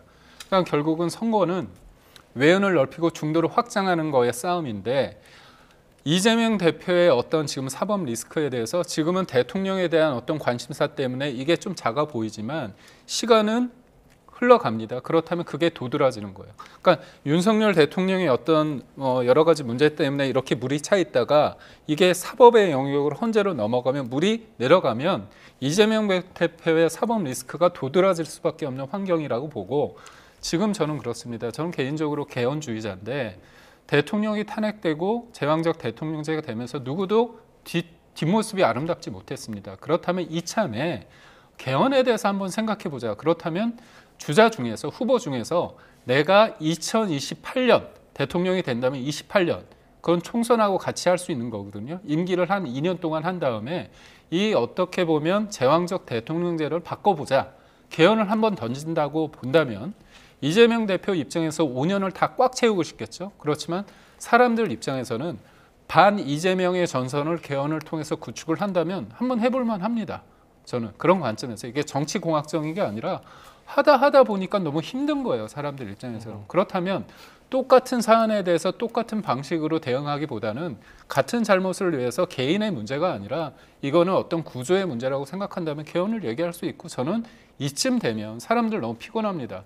정치라는 게 희망을 줘야 되는데 상대를 악마화해서 되게 힘들잖아요. 이게 고착화되어 있는데 그렇다면 판을 바꾸자. 그렇다면 그거는 개인의 희생이 필요합니다. 임기 단축 개헌을 통해서 뭔가 한다면 저는 충분히 해볼 만하다고. 예. 지금 야당에서는 정권을 탈환하려고 노력을 하고 있고 반대로 여당은 정권을 내주지 않기 위해서 계속해서 어떤 노력을 할 텐데 잠룡들이 지금 나올 시점은 아직 아닌 것 같고 좀 부담스러울 것 같기도 해요. 어떻게 보세요? 지금 이재명 대표 민주당 쪽에서 어떻게 보면 활발한 논의가 없을 수 있습니다. 왜냐하면 이재명 대표는 욕심이 있지만 나머지 부분은 일극 체제이기 때문에 김경수 전 지사든 아니면 뭐 김동연 지사든 그다음에 대구 국무총리 김부겸 국무총리 같은 입장도 사실 세력화를 못 하고 있거든요. 근데 이 시점은 관망하고 있는데 제가 앞서 드린 것처럼 2심에서 유죄가 어느 정도 나오면 그때부터 목소리를 낼 겁니다. 여당은 어떻습니까? 여당 같은 경우는 지금 한동훈 대표의 리더십이 사실상 붕괴됐다고 본다면 저는 한동훈 대표가 대권에 대한 생각이 있으시다면 이 부분에 대해서 명쾌하게 본인의 책임을 인정하는 게 낫다고 봅니다. 이거에 대해서 자꾸 왈가왈부하다 보면 조금 뭐 표현이 그럴 수 있지만 좀 없어 보입니다. 그러니까 책임질 부분은 책임지고 크게 보고 자기가 이거에 대해서 숙고의 시간을 거치면서 대선에 생각이 있다면 그때 다시 한번 생각을 하면 된다고 보고 있고요. 이 부분이 조금 저희가 좀 어려운 지점이 하나 있습니다. 뭐냐면 홍준표 시장, 그다음에 오세훈 시장 같은 경우는 지금 지자체 장 아닙니까? 예. 그럼 조기 대선에서 뭐 만약에 됐을 때 우리가 가지고 있던 어떤 환경, 이른바 지자체 장으로서의 어떤 권한을 내려놓고 나와야 되잖아요. 그렇다면 우리가 가지고 있는 일종의 어떤 방어막, 플랫폼이 없어지는 형국입니다. 그렇기 때문에 이거에 대한 생각이 있어서 현실적으로 내가 이거를 포기하면서까지 과연 내가 도전할 수 있느냐, 현실적인 문제에 복착할 수 있다고 봅니다. 그리고 이 개헌에 있는 상황 속에서 입장을 안 낸 분이 있습니다. 언론에 되게 언급이 안 됐는데 원희룡 전 장관 같은 경우는 이번에 탄핵 국면에 있어서 목소리를 안 냈거든요. 그렇다면 대통령 저번 전대 과정에서 대통령과 친윤계의 어떤 힘을 받은 사람 분인데 이 앞으로에 있어서의 어떤 그 공간에서 어떤 입장을 낼지가 되게 중요할 것 같고요. 무엇보다 더 중요한 거는 집권 여당으로서의 한동훈 체제가 좀 바뀌었지만 뭐 그렇다면 사실상 보여지는 비대위는 권선동 권한대행 쪽으로 갈 수밖에 없다고 봤을 때 이게 단순히 대통령을 지키기 위한 그런 수순으로 가는 게 아니라 민생을 생각하고 실질적으로 좀 무력화된 상황에 있어서 이재명 대표를 실질적으로 견제할 수 있는 단일한 대우를 유지할 수 있다면 그 안에서 그 플랫폼 위에서 우리도 해볼 만한 상황이 된다 그렇게 봅니다. 네, 어떻게 보십니까? 차기 대통령 후보감으로 여야 각각 이재명 대표를 제외한다면요? 글쎄요, 뭐 지금 아직 그런 얘기를 하기에 조금 이른 시간인 건 맞습니다만 일단 여당 같은 경우에는 조기 대선이 만약 가시화된다. 그럼 4개월 혹은 6개월 이내에 물론 이제 여당도 전열을 정비해서 후보를 내고 대선에 임하겠죠. 근데 별로 의미는 없다고 봅니다. 지금부터 6개월, 최장 6개월 내에 치러진다 하더라도 결국에는 이 내란과 또 계엄과 탄핵과 이 자장 안에서 대선이 치러지는데 국민의힘이 후보를 내고 국민들한테 표를 달라고 한들 얼마나 국민의 지지를 받을 수 있을지 제가 보기에는 의문이고요. 더더군다나 윤 대통령이 지난 2년 반 비정상적인 국정 운영을 하는 데 있어서 제대로 견제하거나 쓴소리를 내거나 거기에 저항하지 않았던 사람들은 다 자격이 없어요. 국민들은 그렇게 보고 있거든요. 그러니까 지금 오히려 국민의힘 내에서만 착각하고 있는 거죠. 어떻게 하면 상대 후보가 사법 리스크가 있기 때문에 우리에게 또다시 기회가 올 수 있지 않겠냐. 그런 생각을 하는데 이게 박근혜 전 대통령 탄핵 시점하고는 또 달라요. 예. 그때의 이 헌법적 위기하고 지금 겪고 있는 헌법적 위기하고 다릅니다. 그때는 박근혜 전 대통령이 뭐 제3자 뇌물죄나 직권남용이나 이런 혐의를 받았지만 적어도 이런 어떤 위헌 위법적인 뭐 비상계엄이라든지 내란이라든지 이런 혐의에 연루되지 않았는데 전 국민이 실시간으로 그걸 중계를 지켜봤고 앞으로 이 수사와 재판에서 나올 수많은 그런 그 충격적인 이슈들이 있을 거거든요.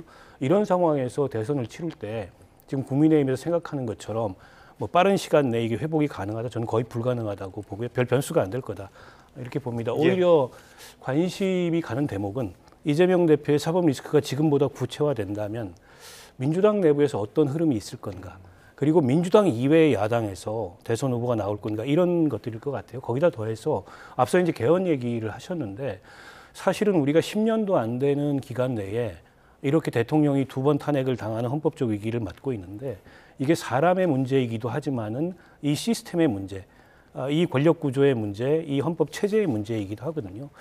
그래서 이거는 또다시 탄핵되고 조기 대선이 가시화돼서 차기 대통령이 누구냐, 이 경쟁으로 가는 것보다 더 중요한 게 이런 우리 시스템이 갖고 있는 근본적 결함, 사실은 87년 이 헌법을 우리가 만든 이래로 여러 가지 헌법적 결함이 있다고 지적이 돼 왔지만 이번에 내란 사태와 같은 이런 일이 일어나리라고는 누구도 예상하지 못했고 상상하지 못했거든요. 근데 이런 일이 일어났어요. 우리 헌법에 중대한 결함이 있다는 게 밝혀진 겁니다. 그에 대해서 어떤 대안을 만들 건가에 대한 논의가 자연스럽게 저는 의제로 나올 수밖에 없고 그 과정에서 개헌이 차기 대선의 주요 이슈로 떠오를 거다. 앞서 이제 차기 그 대권 주자들이 본인이 대통령이 당선된 이후에 임기를 단축해서라도 개헌을 하겠다, 이런 의지를 밝히는 게 중요하다고 말씀을 하셨는데 대선에서 개헌을 공약하고 당선된 대통령은 많아요. 근데 개헌이 한 번도 이루어지지 않았습니다. 예. 문재인 대통령도 하고 싶었죠. 개헌안까지 만들어서 냈습니다만 국회의 반대에 부딪혀서 못했습니다. 그런데다가 자기 임기를 줄이는 거, 저는 대통령이 당선된 다음에 불가능하다고 봅니다. 그러면 최선의 방법은 뭐냐면 대선과 함께 개헌을 하는 방법이 저는 있을 수 있다고 보고요. 그러려면 정치권에서 이제 고도의 합의가 있어야 되는데 지금처럼 이렇게 정치권이 굉장히 적대적으로 날선 정쟁을 하는 상황에서 그런 합의를 도출해내는 건 쉽지 않습니다. 그러나 누가 이 국면에서 우리 헌법 체제의 결함을 지적하면서 뭔가 이제 새로운 어떤 체제 혁신에 그런 대안을 얘기하는지도 국민들은 주목해서 보고 있을 거라고 봅니다. 알겠습니다. 오늘 말씀 여기까지 듣겠습니다. 지금까지 김기흥 전 대통령실 대변인, 박원석 전 정의당 의원이었습니다. 두 분 감사합니다. 감사합니다. 고맙습니다.